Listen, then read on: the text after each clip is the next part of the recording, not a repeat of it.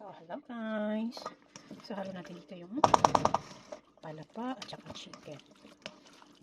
Tapos, halo natin ng paminta. At saka asin. Then, mix na natin yan. Then, lulutuin na natin. Tapos, gagamitin natin isang coconut cream. So guys, ilalagay ko na ito. Kasi we don't have time. So, tutoy lang natin yan. Sorry. Kasi nga palakpag yan.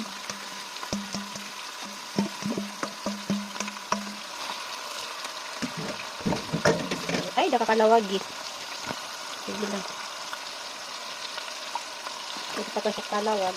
Kapag kalawag, dapat nito kalawagan naman. Kansa ito kalawag.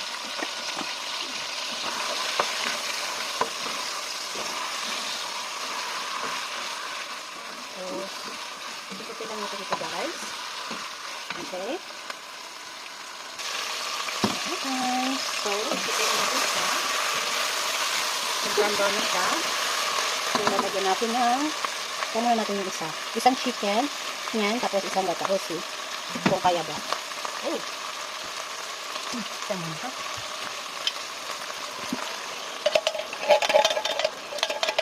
Kung kaya ba ang isang gata. Isang chicken to. Okay na nalagyan siya ng water. Pero syempre, mas masarap yung cream. Diba? Chicken ang sabaw. So, kailangan na ganito lagyan ng konting water. Lagyan ko na ng konting water kasi sayang naman kung dalawang can ilalagay ko. Diba? Pang bahay lang naman to guys.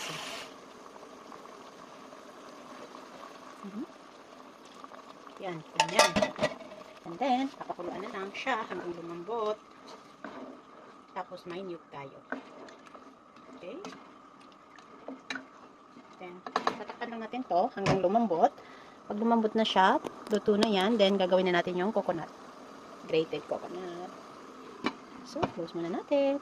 Kasi ngayon natin kasi baka maging oil yung, maging mantika yung coconut natin. So, takpan natin. Tapos, lagyan lang natin ng konting, bigyan lang natin ng konting space para lumabas yung air. At saka hindi siya mag-evaporate masyado. Then, mahinang apoy para mas, bago siya mag-dry, niluto na yung chicken natin at hindi tayo mabusan ng soup. Kaya konti lang mga, kung nasa level 1 to 5 yung heat nyo, mga 2 siguro. Around 2. Okay? That's it. Then, next na naman. So, hello guys. So, ito yung niyog natin habang nagpapakulo dito ng chicken. So, lalagyan natin to ng palapa.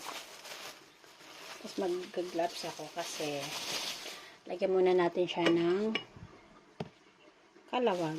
Ito piniga ko siya ng isang beses na hindi masyado pigang-piga para lang ma-dry siya at saka madali siyang ma-dry. Madali siyang ma-dry at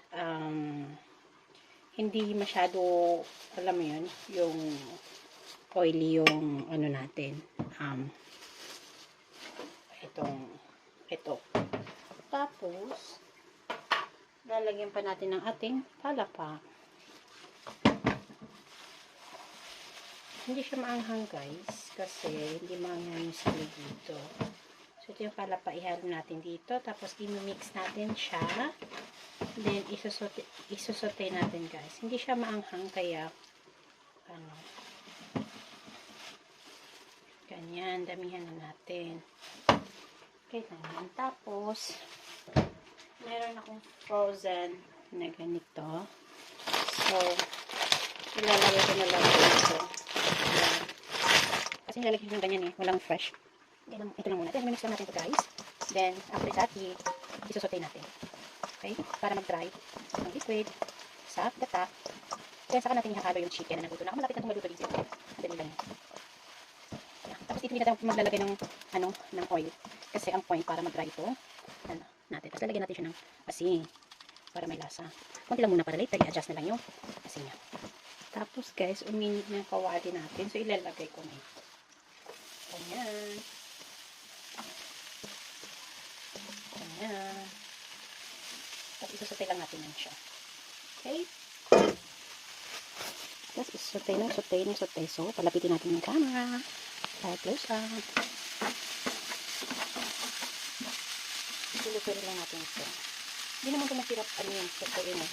Tapos, yung chicken natin nandito na siya. Pag ito medyo na dry, saka natin dito ilalagay yung chicken. Okay. Alright. So, hi guys. So, hintayin natin itong mag-dry. Kasi nilagyan ko siya ng konting sabaw ng chicken para malasa. Tapos, i-dry natin siya. Then, ganyan yan. I-dry natin to. So, habang i-dry natin sa maliit na apoy, yung chicken. Nandito yung chicken guys. Okay. So, may sabaw siya. Yan yung pansabaw. Kasi makita yun, no? Ganyan. Tapos, tatanggalin lang natin yung chicken dito para ma-dry. And itong chicken, mimix natin sa okay lang siya na hindi dry guys. Pero kasi pag medyo basa, mababasa din yung ano natin, coconut. Grated coconut natin. So, hindi na siya masyadong. So, ganyan. Okay. So, papadry lang natin to, yung chicken, habang hinihintay madry yung nyog. Okay? So, close muna natin. Mamilalagay natin ng mga veggies. Yung bell pepper para malasa-lasa. Okay, so, ito, dry naman siya. I think it's already dry, not yet. Kasi ginamit kong bell pepper dito, siya, frozen siya, kaya medyo, hindi basa. Pero that's okay, kasi naman, hindi naman ito pang restaurant, pang bahay lang naman ito, so it's okay. Okay. So, after lang natin mag-dry yan, okay? Alright. So, medyo dry na siya. Hindi na natin kailangan pa-dry pa. So, ilalagay na natin itong chicken dito. Para may lasa. Yun lang naman. Simple lang naman. Pagluto nito. Yeah, it's not that difficult, guys. Mix mo lang yan. So, ngayon lang, labo ni Marcy. Siguro yung pamanan. Oh, medyo matindi yung coconut natin. So, that's okay. Ano lang siya, guys. See? I-mix mo lang. Luto na. Luto na ang ating pepperan. Chicken. Hindi mo siya lalagyan ng, para lang siyang curry. Chicken curry na magpalako. That's it. It's good. Hindi siya masyadong mga kasi hindi mga kanyang sili dito, guys. Yep. This is the finished product. I-mix mo lang siya. Then, that's it. It's done. It's done. So, close up ko na lang sa inyo. Diba? Yung ating finished product. Yum.